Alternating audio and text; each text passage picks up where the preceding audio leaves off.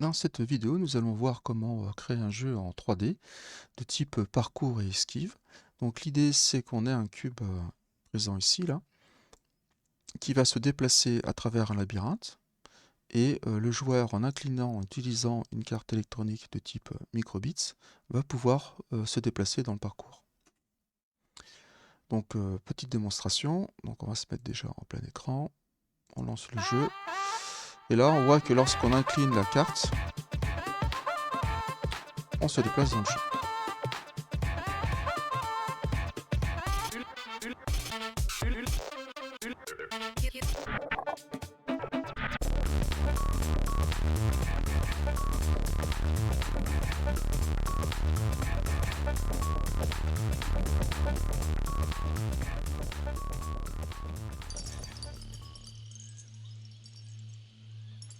Pour notre première étape, nous allons voir comment on peut programmer la carte microbit.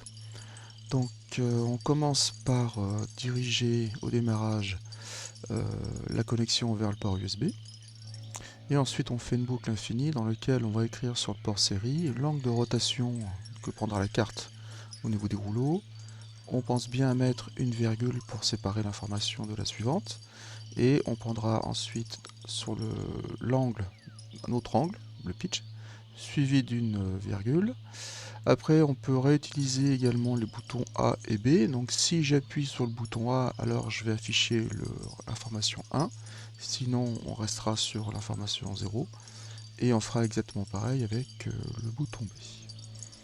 Alors qu'est-ce que ça donne si je regarde? Donc là j'ai connecté mes microbits et j'ai téléchargé le programme dedans. Donc je vous rappelle, hein, on se connecte ici, on clique là pour télécharger. Et qu'est-ce que ça donne? Donc si je prends maintenant ma carte microbits et je l'incline, on voit que elle va envoyer des informations en temps réel. Et si j'appuie sur le bouton 1, on voit que ici la valeur passe à 1 et quand je relâche, elle passe à 0. Et enfin le bouton B, si j'appuie ici, on voit que ça passe à 1 et à 0. Voilà, ça c'est la première étape pour notre futur jeu.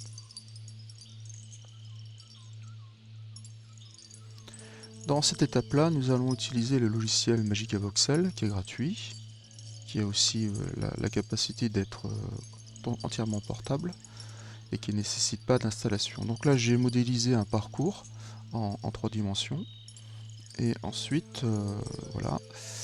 Une fois que le parcours est modélisé, on fait bien un export ici en bas, un export au format OBJ qu'on met dans le bon répertoire du projet dans OpenSpace 3D. On fait de même avec un cube tout simple. Voilà, un cube tout bête. Et ce cube-là permettra, en fin de compte, de représenter le joueur dans le jeu. Voilà. Même principe, hein. Après on fait un export au format OBJ et on met tout ça dans le bon répertoire dans OpenSpace 3D. Maintenant nous nous retrouvons dans le logiciel OpenSpace 3D et nous allons commencer par faire un nouveau document que l'on va enregistrer dans notre répertoire de travail là que j'ai appelé ici Sport Jeu Microbit V2 et on va nommer notre projet, donc là ce sera projet jeu vidéo. J'enregistre, voilà, ensuite je vais récupérer le travail précédemment créé, donc je vais importer une scène. Alors tous mes exports OBJ je les ai mis dans mon répertoire de travail dans OpenSpace 3D, donc là je les retrouve ici sans problème. Donc du coup je vais commencer par créer le parcours, je l'importe. Je vais lui mettre une échelle en fonction de ce que je veux, donc on verra après. Ok, là je retrouve le parcours que j'avais fait dans Magica Voxel.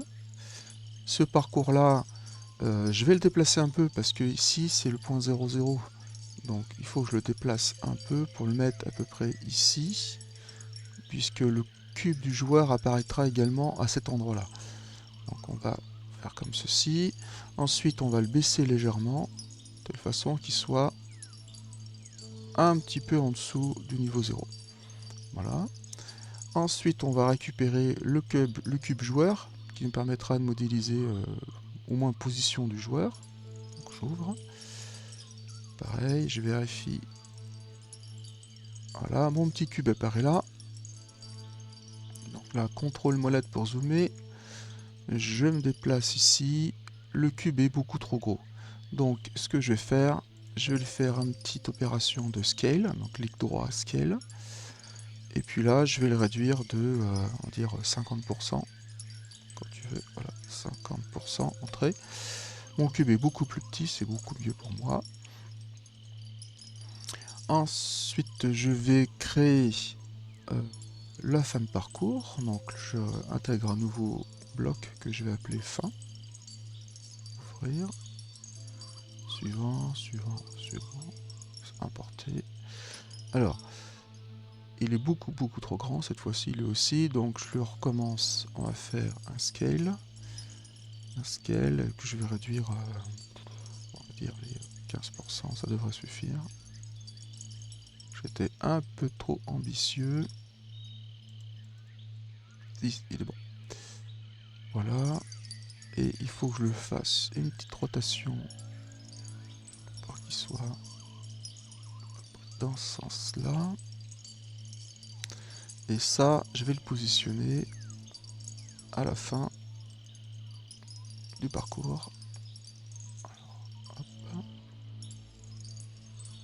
Oula. On voit que je me suis trompé dans les angles. Donc je vais le déplacer comme ça. Alors comme c'est toujours un peu délicat avec les angles, ce qu'on peut faire, c'est tout simplement un clic droit ici. On lui fait orientation. Et suivant l'axe des Y, on peut lui mettre 90, c'est bon. Et là, on est pile poil où il faut. Vérifions qu'on est à peu près au bon endroit, un peu haut peut-être, voilà. Voilà, donc là on a importé tous les éléments 3D qui vont constituer notre jeu.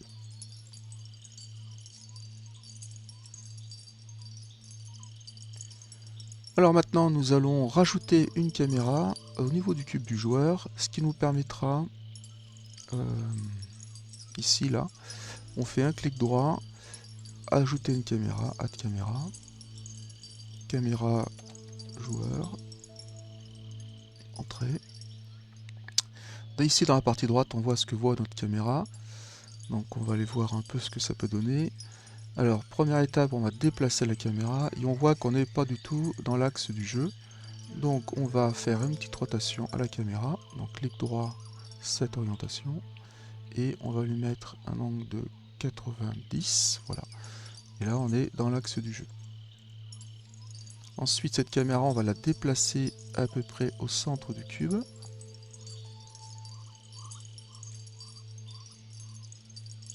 Là on est pas mal.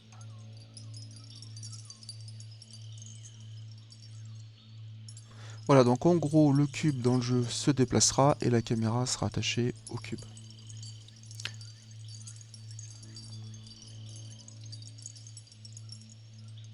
Maintenant, on va configurer le moteur physique. Donc, on fait un clic droit, Set Physics Settings. On active la physique au démarrage et nous, on n'aura pas besoin de gravité, donc on peut mettre 0 ici. En gros, l'idée, c'est que le cube flotte. Voilà, on génère les collisions de la scène. Donc, il y a 3 objets, c'est normal. Alors, si on prend celui-ci, il va falloir adapter parce que par défaut, c'est qu'un cube. Et donc, on va pas pouvoir se déplacer dans le cube, on sera en collision permanente. Donc, on fait un clic droit, Set Physics. Et là, on active bien l'arbre des collisions, ce qui nous permet d'avoir un maillage assez fin de l'objet. Par contre, le cube, lui, il faut qu'il puisse bouger, donc on fait un clic droit, Set Physics. On ne le met pas en mode arbre des collisions parce que ça fige l'objet, on ne pourra pas le bouger après, on ne pourra pas le déplacer. Donc on le met bien en box. On supprime le fait de le geler et pour l'auto-slip. Et on lui met une masse, une masse qui soit finie, par exemple 0,1. Sinon, si c'est 0, c'est considéré comme masse infinie et on ne pourra pas déplacer non plus le cube. Voilà, prochaine étape, on va attaquer la programmation.